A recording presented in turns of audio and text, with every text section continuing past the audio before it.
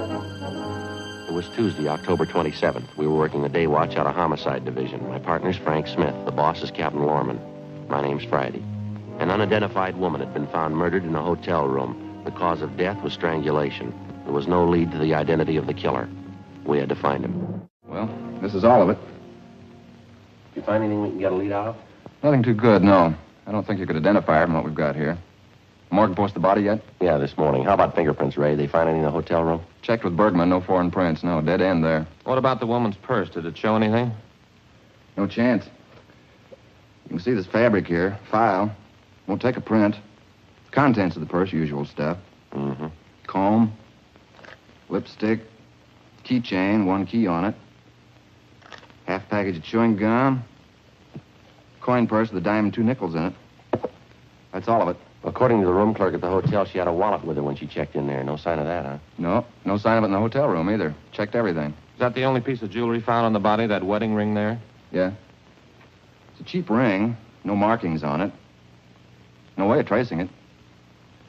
About the only thing I can tell you, she was pretty well dressed. That's an expensive bag there. Sure not a cheap dress either. Same for a coat and shoes. They cost money, too. How about labels on any of that stuff, Ray? Yeah, Joe. There's one on the coat here. You can see it right here. Benwith Department Store, Los Angeles. Coat's fairly new. They might be able to give you something on it. Yeah, maybe. The people at the hotel. Did you get anything there? Well, it could have been a little better. The woman checked in last night around 8 o'clock. She registered as John Ross and wife, L.A. Anyone see the man with her? No, nobody. Room clerk says a woman came in alone. Said her husband was parking the car, so she registered for both of them. Mm-hmm. Clerk said he left the desk a few minutes after that. Figures a man must have come in sometime while he was gone. Nobody on duty at the desk after midnight. Could have left the hotel at any time after that without being seen. She registered at 8 p.m. Coroner said she died about 10:30. You're not even sure there was a man with her, are you? Yeah, the woman who was next door to the murder room. She told us she heard a man and woman arguing. That was about 10 o'clock. Said it got pretty loud. No idea who the woman really was, huh? I don't suppose that John Ross and wife business means anything. That's pretty doubtful, Ray. About all we got to go on is the physical description from the coroner. She was a small woman, 5'1", 91 1/4 pounds, brown hair, blue eyes, about 31 or 32 years old. We got her prints off to Washington. You got any ideas? Well, it might be a psycho killer. How do you figure? Well, the coroner's report listed strangulation as the cause of death. Yeah. Whoever did it made sure. Her neck was broken.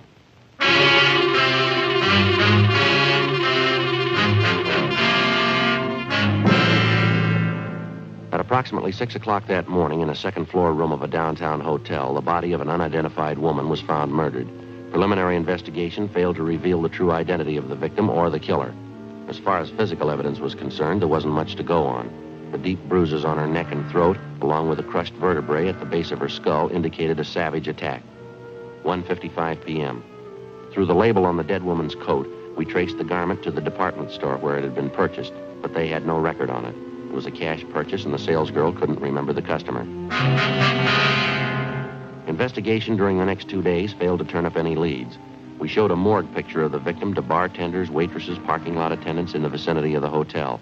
They couldn't identify her. We rechecked tenants and employees at the hotel. It got us nothing. Thursday, 5:48 p.m. Sure got me stopped. 2 days of legwork and we're in no place. Well, we might be in better shape when we get that kickback from Washington. Sure hope so. The victim was a nice-looking woman. Well-dressed, nice clothes. How come she'd stay in a cheap hotel in a neighborhood like that? Doesn't jive for my money. Well, it's hard to say. Excuse me. Yes, sir. Can we help you? Well, I don't know. I guess that just depends. I'm waiting to see a couple of detectives here. Well, who'd you want to see? A couple of detectives. Who are they? Well, this is pretty confidential, you know. I have to talk to them myself. They told me to see Friday and Smith. Frank Friday and Joe Smith. Detectives, they're handling the case. Well, yes, sir. I'm Joe Friday. This is my partner, Frank Smith. What can we do for you? Well, Fred, they say that you're working on that murder case, that woman who was found in the hotel? Yes, sir. That's right. Mm-hmm.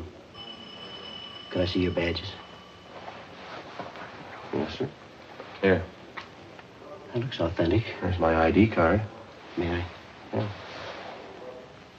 Nice likeness. Typo. Good blood.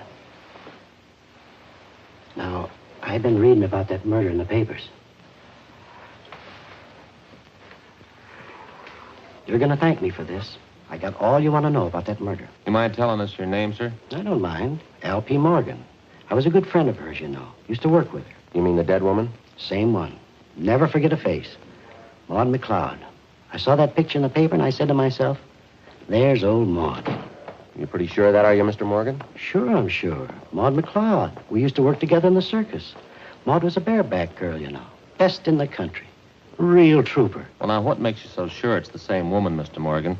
When was the last time you saw this friend of yours, this Maud McLeod? Well, I used to see her all the time. Worked the old cells floater together. I got a picture of her. Do you mind if we take a look at it? Well, that's why I came down here. I want to help out. She's got to be identified. See, I got it here somewhere. I know. Oh, sure. Carson City.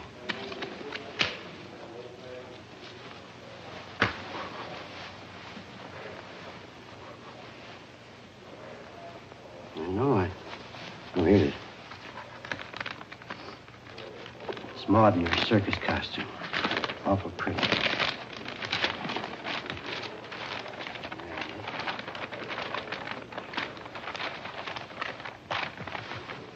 Take a look at that. That's Maud, ain't it? Well, I don't know, sir. This is a drawing. There doesn't seem to be much resemblance there. Is that right? I'm afraid you've made a mistake, Mr. Morgan. Thanks for your cooperation, anyway. Appreciate you coming in. I was sure it was Maud. I get it. Homicide Friday. Oh, yeah, Ed. Uh-huh. Is that right? What'd it say? Uh-huh. Okay, fine. Yeah, we'll pick it up. Thank you. Anything? Communications. They just got the kickback from Washington on the dead woman's fingerprints. Any luck? Yeah, they got her identified. Worked in an aircraft plant during the war. Her name's Doris Frazier. I can't help but think you fellas are missing the bet. I know that dead woman. Oh, no, sir. She's already been identified, Mr. Morgan. We know who she is. Her name's Doris Frazier. That's so. Yes, sir, that's right. Well, what do you know about that? Old Maud. She went and changed her name.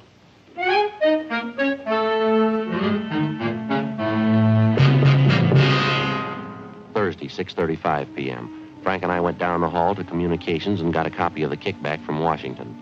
The murder victim was identified as Doris Allen Frazier. She applied for a position as a typist at the Eagle Aircraft Plant in Burbank in 1942.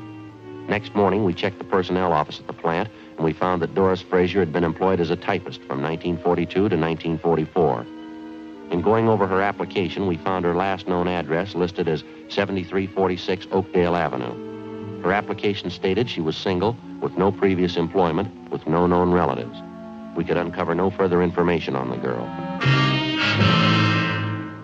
We drove across town to the Oakdale Avenue address, a large apartment building in a better-than-average neighborhood. The manager told us that Doris Frazier had lived there up to 18 months before. He said that a few weeks before she moved, she was married, but he was unable to remember the name of her husband. The manager also told us that the newly married couple apparently began having trouble from the day they were married. We checked the next forwarding address, a boarding house for women in the southwest end of the city. Frank and I interviewed the woman in charge, a Mrs. Frances Watson. We talked to her in the dining room of the boarding house, where she was polishing a set of silverware. Well, of course, when she first came here, we didn't know it, but she was married. This is a home for single girls, and we have our rules and regulations, just like any other respectable place. Yes, ma'am. Well, as we came to find out later, Doris wasn't only married, but she was fighting with her husband. I understand he wasn't much at all. She was thinking of getting a divorce, as a matter of fact. Did you ever meet her husband, Miss Watson? No, I never did. I suppose it's just as well I didn't. I understand that Doris left him after they'd been married only a few months. Uh-huh. Do you know what his name is, ma'am? No, I have no idea. Doris always used her maiden name when she was with me. And you never saw the man, Mrs. Watson? He never came to the house here? No, I didn't say I never saw him. I said I didn't meet him. Yes, there was once when he came to the house to see Doris. Well, what was the occasion? Would you mind telling us about it? Well, it was most unpleasant, I can tell you that. Let me see now. Yes, Doris had been here about 6 months. Even by that time, I was beginning to see the real side of the girl. No character, officer. No character at all. It shows up every time. Yes, ma'am. Would you go on, please? Well, as I was saying, it was after about 6 months when this man brought Doris home late one night. About 1:45, I'd say. Upset the whole house. Well, how was that, ma'am? The two of them, this man and Doris, they stood right out in the hall there. They had a terrible quarrel. The language, it was dreadful. At the top of their lungs, too. My husband went out to quiet them down, but the man left before he had a chance to calm him down. Upset the whole house. Mm-hmm. This man that the Fraser woman was arguing with, you sure it was her husband? Well, as sure as I can be. That's what Doris told me, anyway, the day after. I called her in and told her I just couldn't tolerate behavior like that. It upset her quite a bit, I remember. She cried, said it wouldn't happen again. That's when she told me she was trying to get a divorce. Was that what the big argument was about, would you know? Yes, she said she wanted the divorce. Her husband didn't. He wanted her back with him. Certainly is sad the way some people mix up their lives. Yes, ma'am. By any chance, did you ever get a good look at this man, the husband, I mean? Well, he was tall and had dark hair. That's about all I remember. He was well-dressed, too. I see. When Doris Fraser left here, Mrs. Watson, did she leave any forwarding address with you? No, she didn't. I haven't any idea where she moved. What kind of work was she doing while she was living here? Do you have any idea where she was employed? Yes, that was one of the references she gave me. Furniture company down on Venice Boulevard, if I remember correctly. I have the address in my record book. Certainly is unfortunate, the whole thing. Yes, ma'am, it is. I even tried to talk to her before she left. Sat her down and talked to her for a whole afternoon. Guess it was just a waste of time. Well, how's that, ma'am? The trouble with her husband, terrible thing. He seemed to treat her so badly. Two of them fighting all the time. I believe she was actually afraid of him. She told me he was very jealous. He drank, ran around. That's why I couldn't understand it. Couldn't understand what, ma'am? Doris, when she moved away from here, Yeah. she said she was going back with her husband. The landlady, Frances Watson, gave us the address of the furniture store where the murder victim had been employed, and we drove down to check with the personnel manager, a Mr. Collins. He said Doris Fraser had been fired from her job 10 months before. He said she'd been let out because she was constantly late for work and that she got into the habit of asking for salary advances too often. Collins also told us that he'd heard about the trouble between the Fraser woman and her husband. He said he'd seen the husband in the store several times when he came to call for his wife. He identified the husband as Stephen Arnold. The personnel manager gave us the last known address they had on the victim. The following morning, we checked it out, an apartment hotel in the East Wilshire area. She was still registered there, together with her husband, Stephen Arnold. But the desk clerk told us that Arnold hadn't been living there for the past 3 months. He had no idea where Arnold had moved, and he didn't know where he worked. While the desk clerk stood by, Frank and I went upstairs and checked the apartment. You find anything, Joe? Not too much, no. Well, there's nothing in the bedroom. Like Ray says, she likes nice things, but that's about all I can figure. Mm-hmm. What you got there? Looks like a letter she started and she didn't finish it. It's dated October 23rd. What's it say? Dear George, I've been meaning to write you before. That's all. That's as far as she got. George, huh? That's the first time we've run to that name on this deal. Yeah. Means there's more than one man in her life. Mm-hmm. A few more letters and bills here. All unopened. Yeah. Ad from a woman's store. Another ad, telephone bill, postcard. Here's one postmarked Santa Monica. Check the name of that return. Yeah. Stephen Arnold.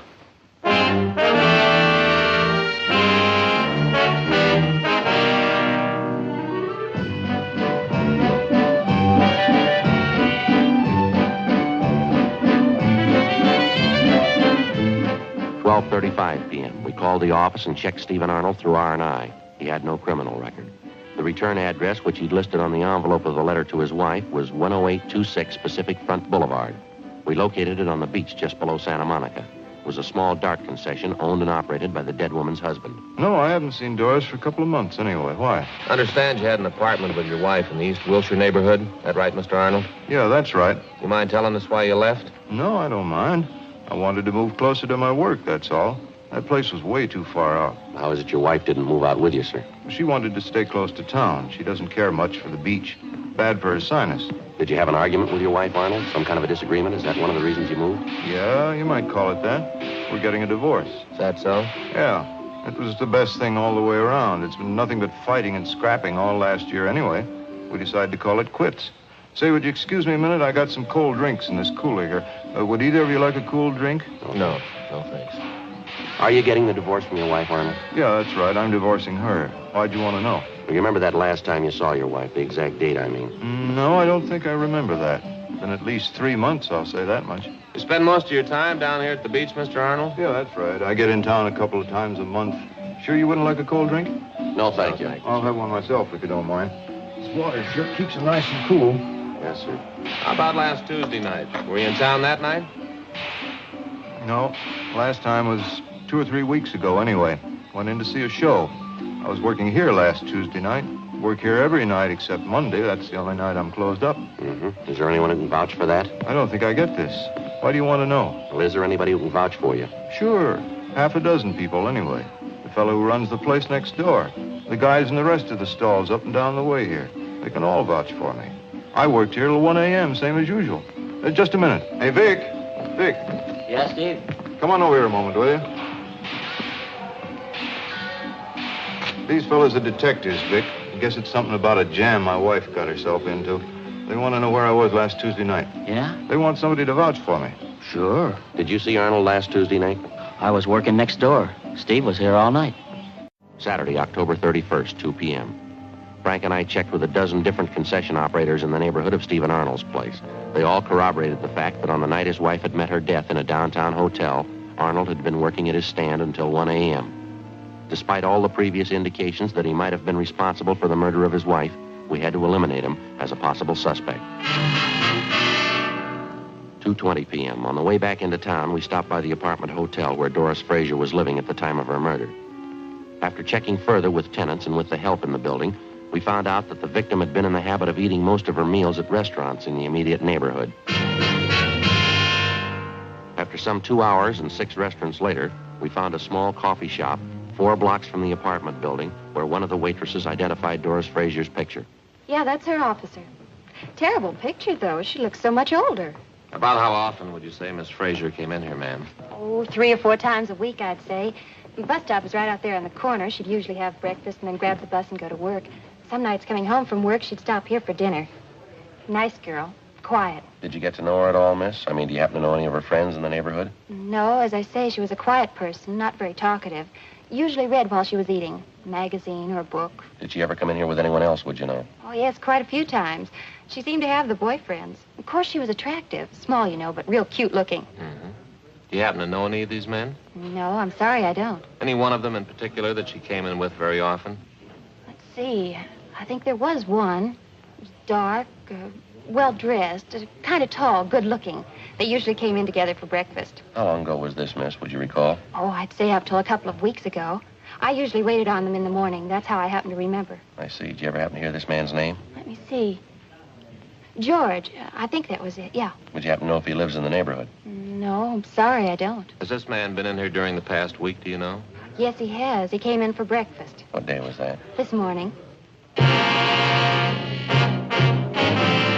Before we left the coffee shop, we questioned the cashier who came up with the information that the man known as George usually left his car parked at the service station across the street. We left our card and asked the cashier to call us in case the suspect returned. At the service station, they also remembered the man known as George, but they told us that he hadn't been in for the past 2 weeks. They'd done some work on his car for him in the past, so they had a record of his license number. We called our DMV and found that the car was registered to a Carl Lucy in East Hollywood. 4:30 p.m. We drove out and interviewed Lucy at his home, but he came nowhere near the description of the suspect. He told us that he had purchased the car 6 weeks before from a man known as George Crane. He described Crane as tall, dark, and well-dressed. From the bill of sale, we got Crane's address, a motel on East Manchester. The manager there told us that George Crane had moved a week before. He said that Crane had left no forwarding address, but he did remember where he worked. He gave us the name of the aircraft company in the San Fernando Valley. We called their personnel office, but they were closed for the day.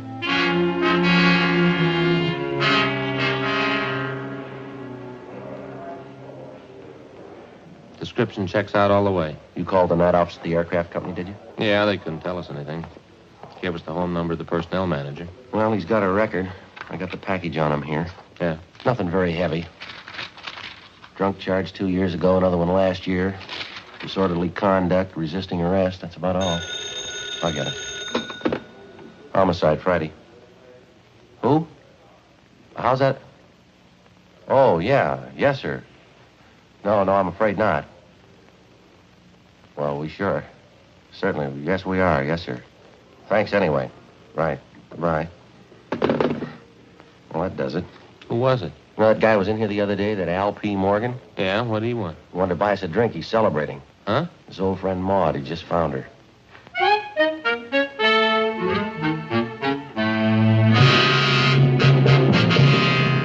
Sunday, November 1st, 8 a.m. We got in touch with the manager of the personnel department of the aircraft company at his home. He said that he'd checked the files for us. 8:42 a.m. He called back to tell us that George Crane was employed as a maintenance man in the electrical department, that he'd been working for the company for the past 5 years, and that he had a good employment record. He told us he was on the day shift, and that he was scheduled to report for work in the generator room at 8 o'clock that morning.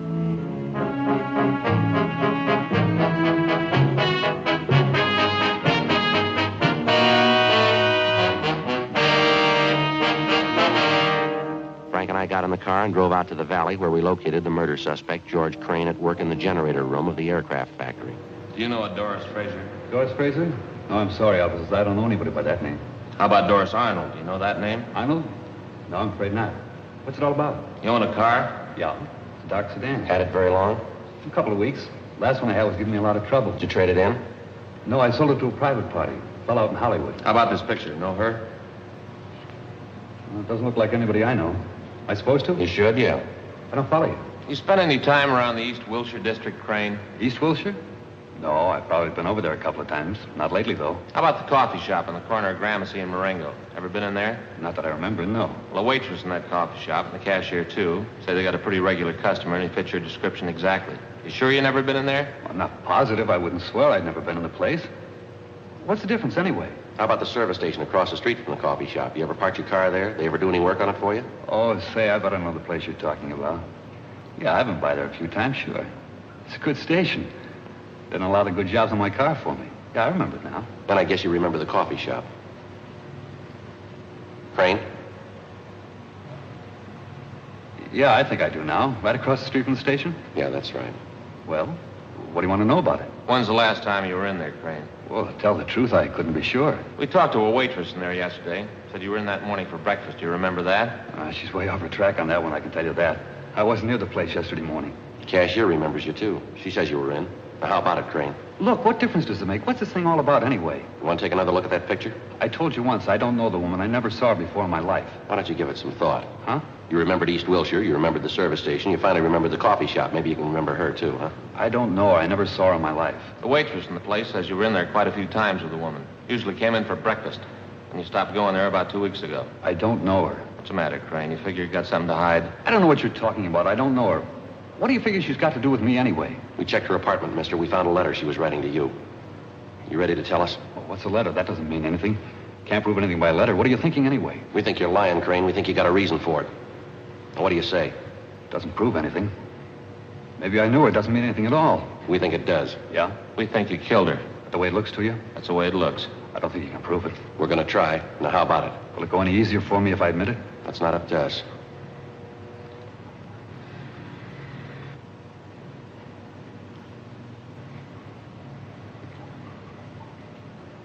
I don't know why I did it. What am I going to give for a reason? I wouldn't know, Crane. I don't know why I killed her. Sounds funny, doesn't it?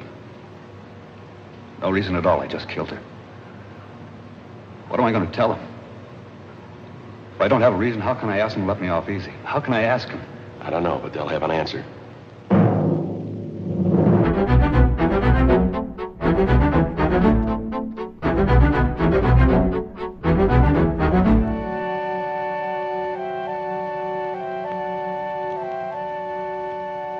February 8th, trial was held in Department 89, Superior Court of the State of California, in and for the County of Los Angeles. In a moment, the results of that trial.